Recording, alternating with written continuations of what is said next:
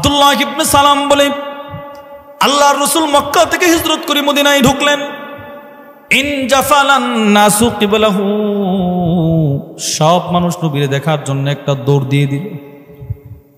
তখনও পর্যন্ত আমি কালিমা পড়ে মুসলমান হয় নাই, নবীরে দেখার জন্য সবাই দৌড়ায়। ফাজিতু ফিন্নাস লিআনজুরা, আমিও আল্লাহর নবীরে দেখার জন্য একটা দৌড় দিয়ে দিলাম। সুবহানাল্লাহ।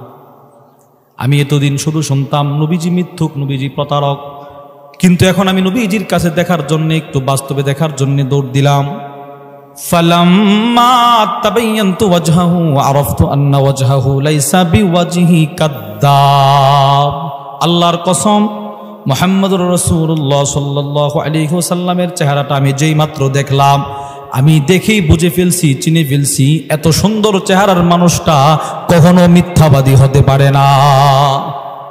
ইনি ভালো মানুষ, ইনি ভালো মানুষ। ফাকানা আউওয়ালা শাইইন সামি'তুহু তাকাল্লাম। আল্লাহর রাসূল মক্কা থেকে মদিনায় ঢুইকা সর্বপ্রথম কোন কথাটা বলে এটা শোনার জন্য আমি দাঁড়িয়ে আছি, লোকটার কথা শোনার জন্য দাঁড়িয়ে আছি।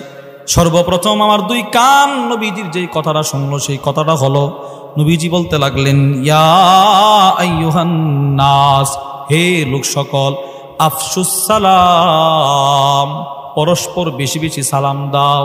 সুবহানাল্লাহ। নবীজি বলে তোমরা সালাম দিবে একে অপরকে। দুই, এখন দেখেন নবীজি কি বলে, ওয়া আতইমুত তাআম আও ওয়া আতইমুল জাই, প্রতিবেশী যদি কেউ অনাহারে থাকে এরে খাবার খাওয়াও। ওয়াসিলুল আরহাম, আত্মীয়তার বন্ধন ঠিক রাখো। সুবহানাল্লাহ বলেন না। এই যে দেখেন সামাজিক ইবাদত, সামাজিক ইবাদত।